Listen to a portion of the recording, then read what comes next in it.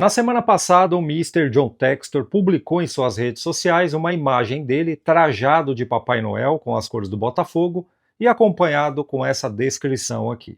Hora de ir trabalhar, Papai Noel. Queremos outro campeonato para 2026. Isso empolgou a torcida do Botafogo, deixou os rivais bem preocupados e calou a mídia clubista e tendenciosa, porque eu não vi ninguém deles falar sobre isso. Mas aí, bastou uma escorregada para a mídia clubista abrir a caixa de Pandora. E tem uma integrante da mídia clubista que, enquanto falava sobre o assunto, chegou a levantar uma teoria que jogadores do Botafogo estão inseguros no clube. E eu acho até que ela tomou uma multa, porque ela passou dos limites a 300 km por hora. Eu já vou te mostrar o que ela falou, vou dar aquela pincelada sobre o assunto e vou te mostrar uma nota que o Botafogo publicou sobre isso. E vou falar também sobre um jogador do São Paulo que voltou para o radar do Botafogo e já tem torcedor do Botafogo me perguntando se ele é mesmo o novo Kaká. Eu vou falar sobre as atualizações dessa situação aí e serei muito mais do que sincero na resposta sobre esse lance de novo Kaká.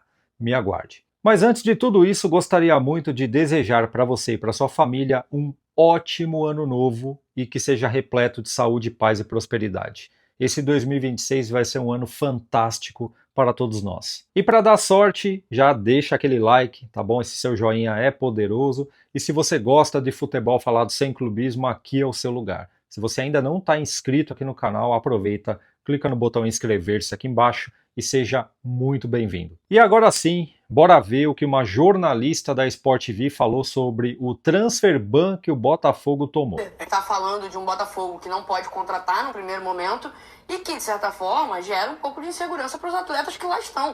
Imagina, você é um atleta contratado do Botafogo, você vê a equipe passando por esse tipo de situação, né? Toda essa situação da SAF, envolvendo o John Textor, envolvendo a Eagle, envolvendo Ilhas Caimã. Então, são muitos desdobramentos, muitas coisas acontecendo ao mesmo tempo, gerando essa sensação de insegurança que é natural no jogador, no torcedor, que não sabe muito bem o que esperar. É um Botafogo que se desfaz e se refaz a cada 6 meses, porque aproveita todas as janelas que aparecem, né? Então, contrata muitos jogadores numa janela de meio de ano, se desfaz deles no final do ano, volta a contratar novamente. Mas enfim, é um elenco bom, o Botafogo tem um bom acabou elenco. Acabou de contratar um treinador. Exato, acabou de chegar treinador, é um elenco bom, mas esse tipo de situação gera uma insegurança muito grande. A gente viu agora, por exemplo, o Marlon Freitas indo embora.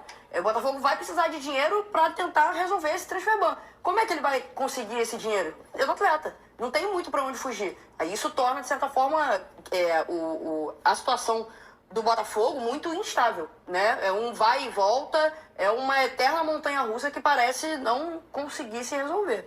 Primeiro ponto, gera uma insegurança nos jogadores. Então pergunta para o Savarino por que ele preferiu ficar no Botafogo quando ele recebeu uma proposta de fora no meio do ano. E aproveita e pergunta para o Cuiabano também por que ele foi vendido no meio do ano e ficou até o final da temporada e ainda quer permanecer para 2026. Fora o Barbosa e o Vitinho, que também já recusaram propostas. Aí ela cita o Marlon Freitas, que saiu do Botafogo porque em certo momento ficou chateado com as críticas da torcida. A torcida é essa que colocou o Marlon Freitas no lugar que não é dele. No lugar de ídolo, colocou ele lá no bandeirão, junto com feras da história do Botafogo. E aí tomou uma crítica ou outra, ficou chateado. E aí na primeira proposta oficial que apareceu, ele pegou e meteu o pé. Agora eu quero ver como o senhor Marlon Freitas vai lidar com a torcida do Palmeiras. No Botafogo, ele era ídolo. No Palmeiras, ele é mais um bagre que está chegando, até que se prove o contrário. Porque eles estavam esperando o Gerson lá, não ele. E isso não sou eu que estou tirando da cabeça e falando. Isso quem está dizendo é a torcida do Palmeiras. Segundo ponto. Para falar do transfer ban que o Botafogo tomou, ela fez uma retrospectiva de tudo que deu errado para o Botafogo na temporada. Era só falar sobre o transfer ban no começo, meio e fim. Ela só falou do começo, esqueceu o meio e o fim. Mas com o Botafogo é exatamente assim, você já percebeu? Quando tem uma treta que envolve o nome do Botafogo, eles abrem a caixa de Pandora sem dó. Eles falam coisas até do século passado, se bobear. Mas é o seguinte... A parte da história que ela não contou está nessa nota do Botafogo. Com relação à recente sanção da FIFA sobre transferências de atletas, o Botafogo informa que, nas últimas semanas, manteve conversas construtivas com representantes do Atlanta United em busca de um acordo relacionado ao caso de Thiago Almada. As conversas foram pausadas em razão do recesso de fim de ano e serão retomadas em breve. O Botafogo espera ter o tema resolvido antes do início ou logo no começo da janela de transferências. O clube será muito ativo na contratação de jogadores em janeiro de 2026. Tá aí. Infelizmente, esse transfer ban veio a calhar nessa semana entre Natal e Ano Novo, que é a semana que nada acontece. Mas a semana que vem isso aí já sai. Ah, mas como ele vai arrumar dinheiro? Bacana, o Textor é bilionário. Se não tiver da onde tirar, ele vai colocar do bolso dele. Mas você pode ter certeza que ele não vai deixar o Botafogo na mão. É que é bem difícil um CEO de uma empresa tirar dinheiro do próprio bolso para jogar na empresa, ainda mais que tem vários sócios, né? Ele é o majoritário, mas tem outros sócios. Inclusive 10% está com o social do Botafogo, né? Onde tem muitos ali que ajudaram a derrubar o Botafogo para o fundo do poço. Então na hora que ganha, ganha todo mundo, mas na hora de desembolsar é só ele, eu não acho justo. Mas se for necessário, ele vai fazer. E aí você me diz, tá bom, Renato, mas é vergonhoso tomar transfer ban. Cara, tantos clubes aqui do Brasil já tomaram transfer ban. O Corinthians até outro dia tomou. Foi só levantar a taça da Copa do Brasil, a turma esqueceu. E vou só um pouquinho mais além. Vergonhoso no futebol é você ver seu clube do coração sendo rejeitado até por jogador bagre. E tudo isso acontece porque a cúpula do seu clube do coração é composta por incompetentes que atrasam salários, direitos de imagem, luvas, premiações e tudo mais. E muito mais vergonhoso, a ponto de você derreter de vergonha, é quando você vê o Ministério Público e a polícia entrando de porta dentro do seu clube do coração para investigar casos de corrupção. E tudo isso acontece com o meu São Paulo. E agora eu te pergunto, o que é um transfer ban perto de tudo isso que vem acontecendo com o São Paulo? Olha só o que o São Paulo foi um dia, olha o que o São Paulo virou. Isso é uma vergonha, misturado com decepção, misturado com asco.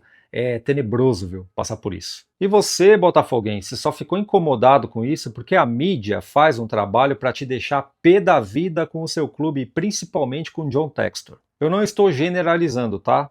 É parte da mídia, é o núcleo clubista e tendencioso dela. Eles fazem isso contra vocês. E eu não duvido nada que isso está acontecendo por causa da publicação que o John Textor fez na semana passada, que eu falei no começo desse vídeo. No fundo, eles sabem muito bem que em 2026 não vai ter só Palmeiras e Flamengo, Flamengo e Palmeiras. O Botafogo vai voltar e vai voltar varrendo todo mundo. Textor tem aquele jeitão dele, parece até um cara descompromissado, mas ele é muito inteligente. E é um cara bilionário. Ele não é bilionário à toa. É ou não é? E outra coisa que ele faz bem no Botafogo, né, que a gente tem que aplaudir, ele não contrata medalhão, fim de carreira, para pagar um salário milionário. E eu tô vendo muitas especulações por aí que o Botafogo tá atrás do Hulk. Hulk que sim se cuida, tem um chute forte, é um cara dedicado. Eu não tô aqui para falar mal do profissional do Hulk. Mas o Hulk é um jogador de 39 anos de idade que está ganhando R$ 1.800.000 no Atlético Mineiro. Você acha que compensa? Eu vi o Hulk jogando contra o Palmeiras, eu falei, rapaz, não é possível. O cara começou no banco de reservas. Quando ele entrou, eu falei, agora vai. Mas ele entrou em campo, já foi direto para o bolso do Gustavo Gomes. Apesar daquele porte físico dele, se você jogar uma tinta verde, ele vira o próprio Hulk.